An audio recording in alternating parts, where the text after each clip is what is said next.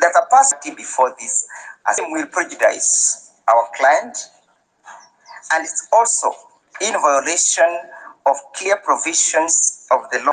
Our objection before the charges are read out to the to our client.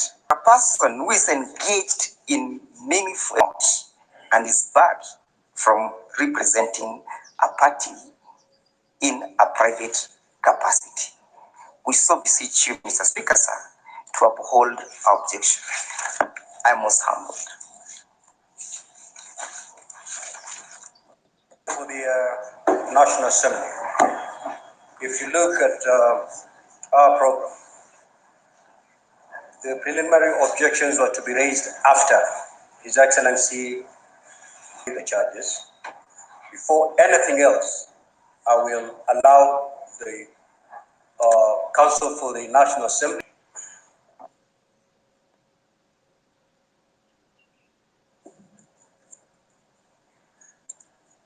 proposed removal from office by impeachment of His Excellency,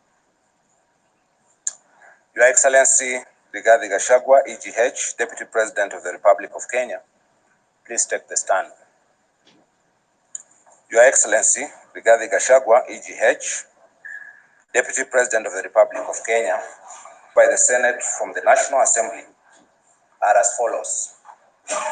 But A, gross violation of the Constitution or any other law pursuant to Article 50, gross violation of Articles 10, 2A, B, and C, 27.4, and 129.2 of the Constitution, 131.2, among other things, that religious diversity and a determination to live in peace and unity as one indivisible sovereign nation, and B, recognizing the aspirations of all Kenyans for a government based on the essential values of human rights, equality, is supplemented by Article 10, values and principles of governance that bind all state officers, including the Deputy President. These values and principles include patriotism, human dignity, national unity, equity, democracy, the Constitution, establish responsibilities such as the Deputy President is a public trust to be exercised in the nation and dignity to the office, and promotes public confidence in the integrity of the office. Also, Article 20, ethnic or social origin, conscience, belief, language, and birth. Further, Article 73, 2B of the Constitution, favoritism and improper motives. Furthermore, a state officer should behave, whether in public, in a manner that avoids demeaning the office he holds. Therefore, as a matter of constitutional compliance, the Deputy President of the Republic of Kenya, who is the principal assistant of core values, patriotism, national unity, rule of law, democracy, and participation of the people, equity, social justice, inclusiveness, equality, human rights, non-discrimination, and protection of the marginalized and good governance, and culturally diverse society in appointments to the public service, and promote and implement public policy decisions that do not discriminate against any Kenyan based on conscience, ethnic or social origin, diverse dates throughout the last 2 years, threatening to discriminate Kenya, equal opportunities for. The utterances are highly inflammatory and insightful and significantly undermine national unity. Sometime in 2023, His Excellency Rigathi Gachagua made highly inflammatory and insightful public pronouncements to the effect that the government of Kenya is a company and that shares determined by how the election, specifically shareholding. Na wale wamekataa, lakini wote ni wa Kenya. So ndio tukasema, kama wewe umeenda kupanda mahindi, ama wacha nipeane ya maziwa, hiyo ng'ombe imezaliwa ijani. Umepatia maji, ukuwe mtu ya kwanza kukamua hiyo ng'ombe. Rigathi Gachagua Haiwezekani mtu ambaye alikuwa kienyeji, hakuna haja ya hata ikipona jicho moja ziwa, amekuja na kikombe, amekuja na sufuria, anataka atolewe maziwa. Mimi nikasema akamue maziwa. Yeye na watoto yule alikuwa anapiga kelele akisema hii ng'ombe, kama hakuna imebaki atembee. Si namna hiyo. End of quote. His Excellency Gachagua, government is like a company. In every company, there are shares, preferential shares and ordinary shares. When there is an AGM, non-shareholders do not vote or attend the AGM. When there are dividends to be divided, they are divided according to the number of shares. That is the truth. End of quote. His Excellency Rigathi Gachagua continued the insightful and divisive. Si lazima tungeangalia nyinyi. Sisi lazima tungeangalia nyinyi. Hii serikali ni kampuni na ni ya shares. Si ndio? Kuna shares mingi, wale wako na chache. Kuna wale hawana. Sasa nyinyi mliinvest kwa hii kampuni ya William Ruto na Rigathi Gachagua. Si mlipanda? Si mliamka mapema? End of quote. At another forum in Nandi County is as follows. Raisa ako pale, niko hapo. Huyu Felix ako hapo. Mimi mnanijua msimamo wangu. Sasa huyu Felix ako pale ndiye kuunganisha mawaya. Mambo yenu tumepanga. Mambo iko sawa. Chakula ikiiva, sisi ndio wenye kupakua. Na watoto tunawajua kwa sura na kwa kuja tutatangaza hatua kali. In addition, that incited other communities against quote, na mimi nikuwe pia nikichunga mambo ya watu wa mlima. Niendelee kuchunga mambo ya mlima ama nisichunge? Sasa hiyo ni mkabila. Mimi ni mkabila, iko makosa. End of quote. His Excellency Rigathi Gachagua's utterances throughout the past 2 years undermine the promotion of national unity in the context of Kenyan society's multi-ethnic demography. Clerk, just pause for a bit of silence, please. His Excellency Rigathi Gachagua's utterances throughout the past 2 years for diversity. In addition, they have the potential to alienate, isolate, and create disharmony among the various ethnic communities of Kenya. Punishable offenses to the extent that 73(1) and Article 147 communities of Kenya. Specifically, His Excellency Rigathi Gachagua's divisive and insightful public utterances over the last 2 years, A, are in B, C, falsely alluded to an inexistent government policy to discriminate and marginalize the populace of the regions. Your Excellency Rigathi Gachagua, how do you plead ground 1? Not guilty.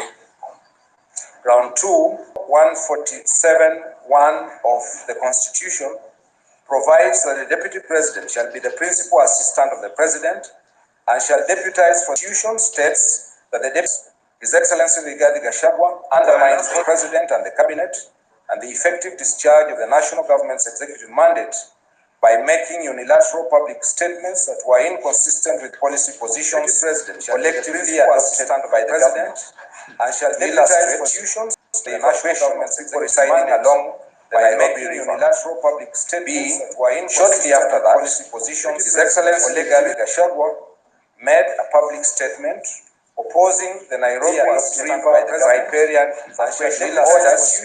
The Cabinet had sanctioned for public statements. His Excellency, being a member of the Cabinet, made and being assigned the function of superintending the Nairobi River riparian evacuation order. In addition, His Excellency Rigathi Gachagua has on several occasions the Cabinet has sanctioned for public statements symbol of national unity.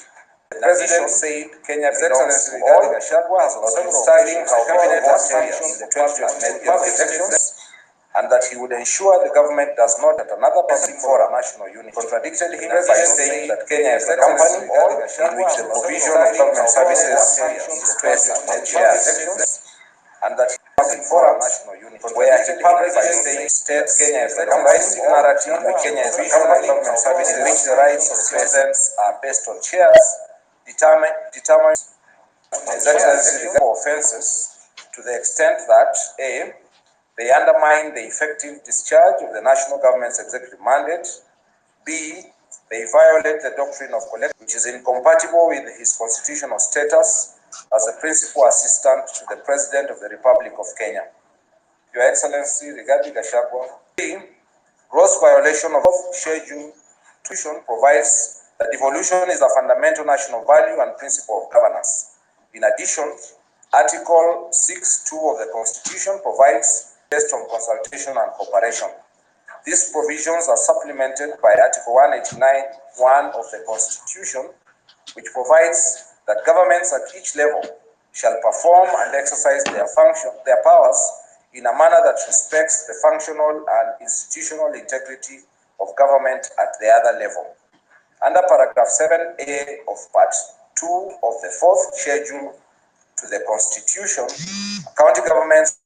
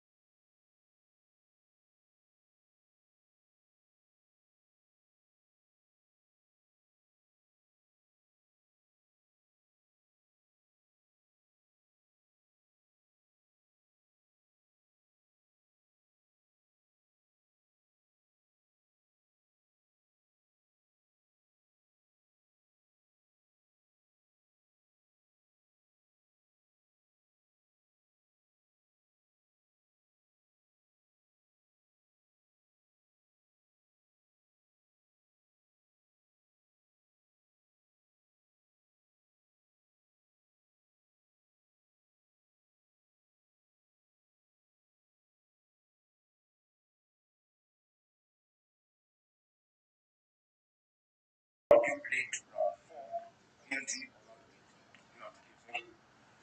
5. Gross violation of Articles 3. Excellency regarding Gashagua's actions and utterances outlined in counts 1, 2, 3, and 4. Further, the actions and utterances of His Excellency regarding Gachagua grossly violate Article 148(5)(a) of the Constitution, which prescribes the oath of serious reasons to believe that the Deputy Ban B2 of the Constitution. Round 6.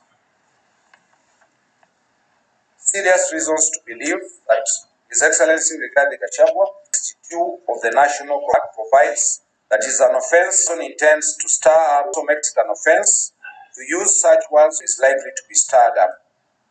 Besides, Section 62 of the National Cohesion and Integration Act states that a person commits an offense when the person makes statements that are intended or are likely to stir up feelings of ethnic contempt, reckless, insightful public utterances over the law, establish serious risk cohesion and integration act.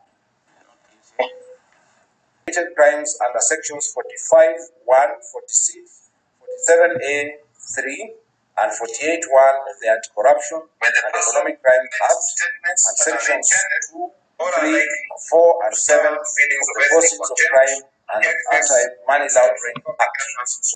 5.2 billion, primarily from Gachagua has acquired over the last 2 years, is incompatible with his non-legitimate income, that is Kenya shillings 12 million per annum wealth, using his two sons and Keith Ikinu Rigathi, that is Keith Ikinu, and other close family members and associates as proxies. His Excellency to massively launder money for Y2 ULDM shareholders